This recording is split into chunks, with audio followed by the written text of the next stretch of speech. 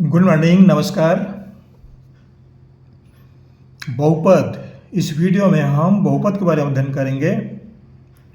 एक गणित विषय की कक्षा 9वीं से संबद्ध है। ये जो हमने प्रश्न लिया है ये कक्षा 9वीं से लिया है, क्लास 9th।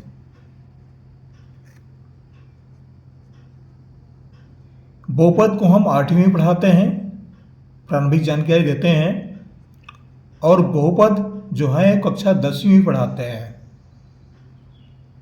इसलिए ये तीनों के लिए उपयोगी है। ये बहुपद को जोड़ने के लिए आना चाहिए, कहने के तात्पर्य ये है मेरा। अब देखिए, यहाँ पर हमें बहुपद दिए गए हैं और हमारे पास 3 बहुपद हैं। निम्नलिखित बहुपद को जोड़िए एवं जोड़ से प्राप्त बहुपद तक घात घटाइए। घात बताइए। 5 धन 7r ऋण 3r वर्ग, दूसरा है r वर्ग धन 7, और तीसरा है r वर्ग ऋण 3r धन 5। ये 3 बहुपद दिए गए हैं। तो वीडियो को प्रारंभ करूं इससे पहले मैं कहना चाहूँगा, आप सब्सक्राइब अवश्य कीजिए। आप कौन सी क्लास के विद्यार्थी, कहाँ से पढ़ रहे हैं, जरूर कमेंट्स करिएगा, लिखिएगा, ताकि आपके बारे में हमें कुछ जानकारी उपलब्ध हो सके। चलिए वीडियो आगे बढ़ते हैं। निम्नलिखित बहुपद को जोड़िए, जोड़ से प्राप्त बहुपद का घात घटाइए। 3 बहुपद दिए गए हैं। ये पहला बहुपद है 5r धन 7r ऋण 3r वर्ग। इसको हमने उतार करके यहाँ पर लिख दिया।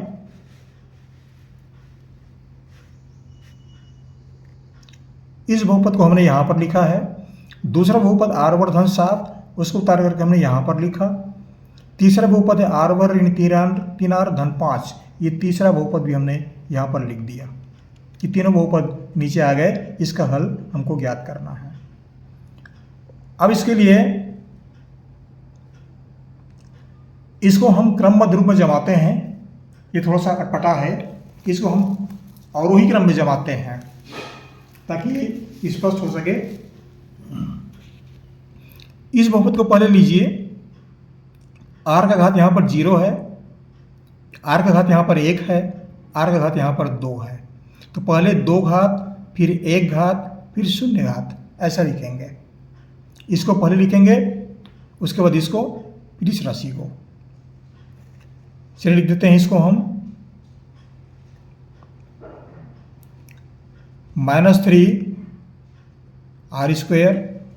अब 1 घात वाली राशि को धन 7r।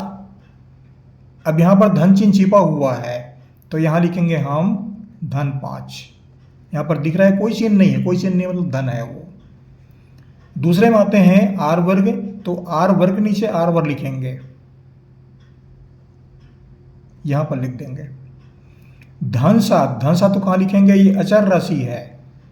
अचर राशि है तो ये अचर राशि, इसके नीचे लिखेंगे धन 7। अब तीसरे बहुपद पर आते हैं। r वर्ग ऋण 3r, तो ये r वर्ग नीचे r वर्ग लिखेंगे। r वर्ग, r के नीचे r ऋण 3r। अब ये अचर राशि है। अचर माने जिसके मान में कोई परिवर्तन नहीं होता। 5 मतलब 5 ही है, 4 मतलब 4। एक्स वाई जेड ABCD ऐसा लिखते हैं ना, तो उसके मान में परिवर्तन होते रहता है। वो चर राशियाँ हैं, ध्यान रखिए आप। तो ये 5 को हम यहाँ पर लिखेंगे अचर राशि के नीचे में।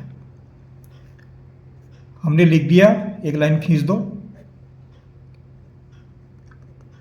हम जोड़ रहे हैं तो लिख देते हैं जोड़ना है। अब क्या क्या परिवर्तन करना है इसमें, ये देखिए। ये जगह खाली है तो हम पूरा भर देते हैं, इसको हम 0 लिख देते हैं। 0 लिखने से कोई मान में परिवर्तन नहीं आता है। इसका चिन्ह क्या है ये भी समझ लीजिए। इसका चिन्ह धन है, कुछ भी नहीं है मतलब धन है। इसके आगे कोई चिन्ह नहीं है मतलब ये भी धन है। अब स्पष्ट हो गया। इसमें 3 राशि, इसमें 3 राशि, इसमें 3 राशि, 3 पद। अब कर सकते हैं ये काम। अब देखिए, ये धन है, ये धन है, धन धन जुड़ते हैं तो यहाँ पर एक छिपा हुआ है, इसमें भी एक छिपा हुआ है, तो एक एक मिल करके हो गया 2। ऋण 3 धन 2 r वर्ग, ऐसा पढ़ेंगे इसको। तो ऋण 3 में धन 2 घट जाएगा, तो इसको लिखेंगे ऋण 1 r वर्ग, ऐसा लिखेंगे। ये दोनों जुड़ेंगे, 1 1 2 दोनों धन है ना, ये जुड़ जाएंगे, 2 हो जाएंगे। 3 में 2 घट जाएगा तो 1, और चिन्ह किसका रहेगा, बड़ी चिन्ह का, बड़ी राशि का, इसका रहेगा। ये स्पष्ट हो गया। अब दूसरे पर आते हैं, ये कॉलम पूरा हो गया, दूसरे कॉलम पर आते हैं। ये तो 0 है, इसका कोई मतलब नहीं है, शून्य मतलब शून्य।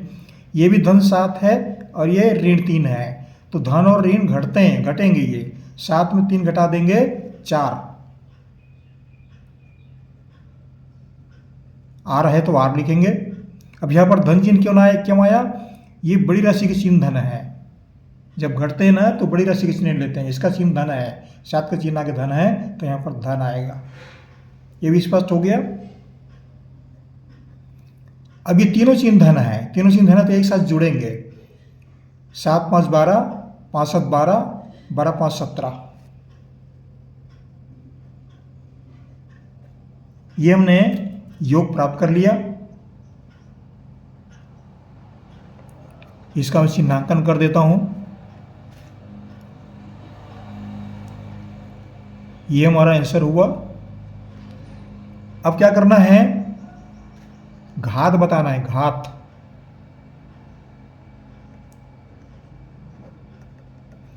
ये एक त्रिपद व्यंजक है, इसमें 3 पद हैं, 1 पद 2 पद 3 पद, त्रिपद व्यंजक है। ये ऐसा बहुपद है जिसमें 3 पद हैं इसमें।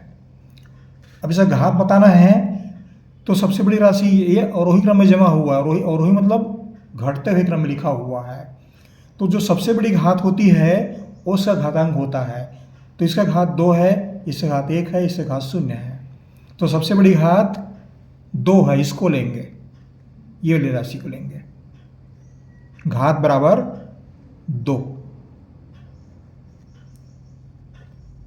यहां पर लिख देता हूं मैं सबसे बड़ी घात। सबसे बड़ी घात जो है वो उस बहुपद का घात कहलाता है। इस तरह से हम आसानी से हल कर सकते हैं, आप भी हल कर सकते हैं, कोई दिक्कत नहीं है इसमें।